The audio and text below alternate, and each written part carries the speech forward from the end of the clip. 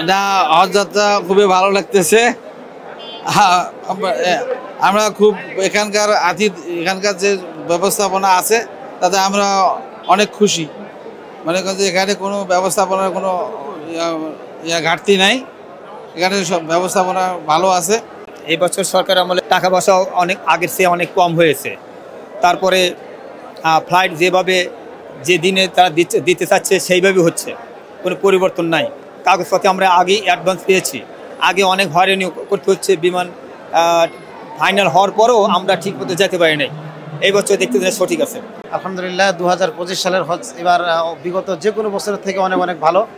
এবং 2025 সালে আমরা যেটা দেখতেছি কোনো মূর্তি নেই, কোনো মাথা নাই, বঙ্গবন্ধু বা শেখ হাসিনা এরকম কোনো মাথা নাই।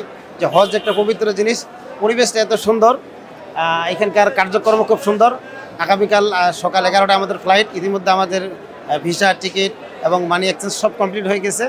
আলহামদুলিল্লাহ অন্য বছরের তুলনায় এবছর খুব সুশৃঙ্খলতার সাথে খুব সুন্দরভাবে হাজিরা হজে যাওয়ার খুব সুন্দর একটা ব্যবস্থাপনার সাথে হজে যেতে পারতেছে আলহামদুলিল্লাহ। আমি এখানে আমাদের হাজিদেরকে নিয়ে আসছি, আসার পরেই দেখলাম যে অবস্থাটা যে খুব সুশৃঙ্খলভাবে হাজিদেরকে ভিতরে ঢোকানোর ব্যবস্থা করানো হইতেছে। এটা খুব সুন্দর একটা পদক্ষেপ। এই বছর যেভাবে একটা বড় ধরনের সিন্ডিকেট ভাঙছেন, সামনে যেন আরও কিছু সিন্ডিকেট আছে, সেই সিন্ডিকেটগুলোও যাতে ভাইয়া যায়, হাজিদের হজ যাত্রা যেন সহজ হয়। ভালো, আগের থেকে অনেকটা ভালো। টাকা অনেক কমে গেছে। আগে হজযাত্রীরা যেটা সবচেয়ে বড় কষ্টে ছিল সেটা হলো যে টাকা অনেক বেশি লাগছে। টাকা বেশি লাগার কারণে অনেকে যাইতে পারেনি। এবার কিছু হলেও অনেক কমছে। সিন্ডিকেট নাই, সিন্ডিকেটের কারণে অনেক হয়রানিরও শিকার হয়েছে। এবার কিন্তু কেউ হয়রানিতে পড়েনি। এমনকি এখানে এসেই অনেকেই ঘুরে গেছে। ভিসার সমস্যা, এয়ার সমস্যা, এবারে কিন্তু এটা কারো এই পর্যন্ত শোনা যায় নাই যে সকল সমস্যা দেখা দিছে। যেহেতু সমস্যা দেখা দেয়নি, কাজে আগের থেকে হজযাত্রা নিশ্চিত ভালো হচ্ছে বলে আমার বিশ্বাস। সুবিধা বলতে ভিসা করতে কোনো ঘটে নাই, তারপরে হলো পাসপোর্ট করতেও কেউ সমস্যায় পড়ে নাই। এখানে অনেক আগে জোট লাগতো, এবারে কিন্তু জোট নেই। সবাই নির্দ্বিধায় সিট পাচ্ছে উপরে, হজ ক্যাম্পে আসে থাকতে পারতেছে সুন্দরভাবে। একটার পর একটা যারা বাইর হবে তাদেরকে সেভাবে বের করে দিচ্ছে।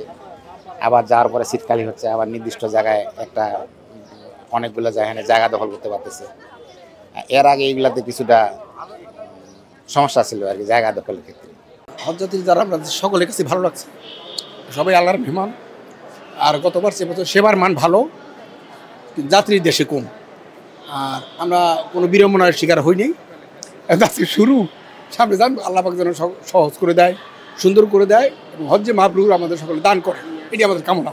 এই সরকার যদিও তত্ত্বাবধায়ক সরকার, অন্য অনেক ভালো সেবা, সহযোগিতা, কর্মক্ষেত্র, সকল ক্ষেত্রে ভালো।